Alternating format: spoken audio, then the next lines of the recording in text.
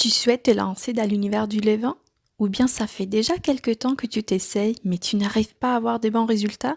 Si c'est le cas, alors assis-toi confortablement, je vais te dévoiler 5 secrets du levain.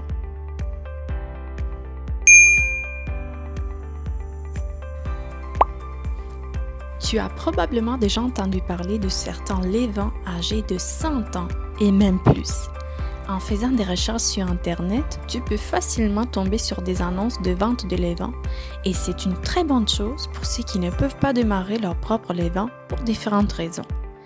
Parmi ces annonces, on retrouve également celle de levain centenaire. Oui, mais comment peut-on le prouver?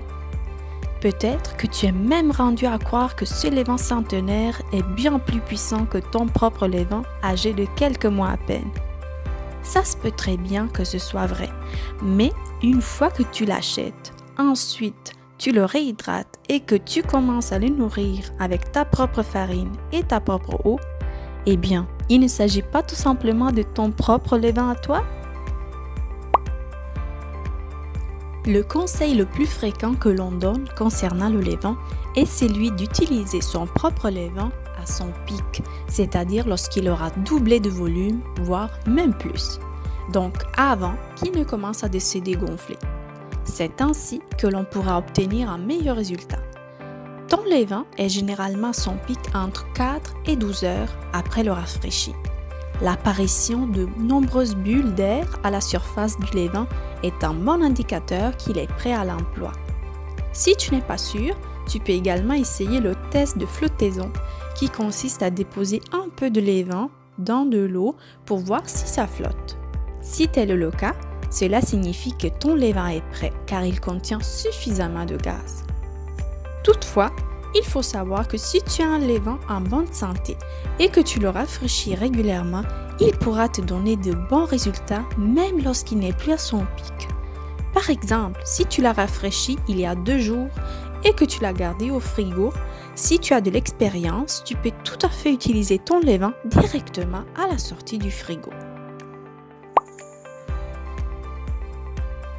Et oui, tu n'as pas besoin d'être esclave de ton levain.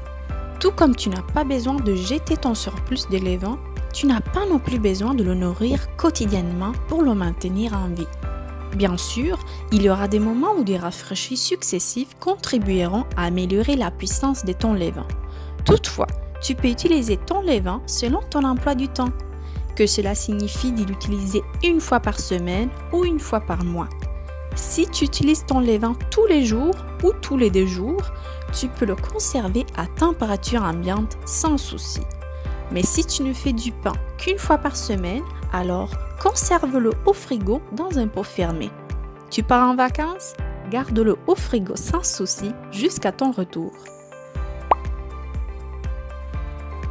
Maîtriser le pain au levain, c'est avant tout maîtriser le processus de fermentation.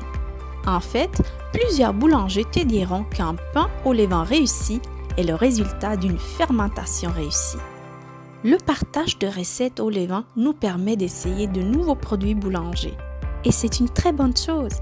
Toutefois, même en suivant la recette à la lettre, la durée de la fermentation aura un grand impact sur le résultat final que toute autre variable. Cette étape cruciale n'est souvent pas bien comprise et ça prend de l'expérience pour pouvoir bien la maîtriser. Car maîtriser le processus de fermentation consiste à contrôler principalement 2 éléments clés, la température et le temps. En effet, la fermentation est un processus qui dépend énormément de la température. De petits changements de température peuvent avoir un impact significatif sur la durée de la fermentation. Ainsi, si tu souhaites te lancer dans la préparation du pain au levain, pense avant tout à te procurer 2 choses. Un thermomètre de cuisine numérique pour mesurer la température de ta pâte et un thermomètre pour mesurer la température ambiante.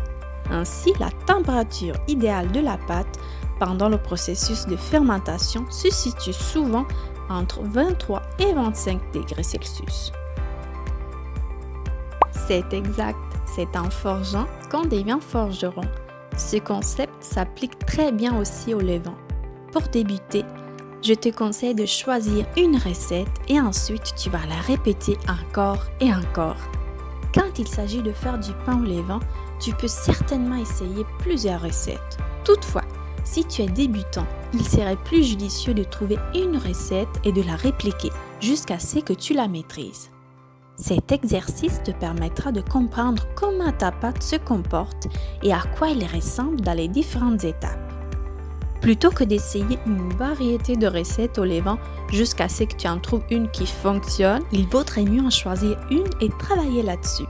Et surtout, ne te décourage pas. Il vaut mieux faire plusieurs erreurs au début de notre processus d'apprentissage plutôt que de réussir un bon pain du premier coup. Car il est très important d'apprendre de nos erreurs et d'apprendre à les prévenir. Merci beaucoup d'avoir regardé cette vidéo.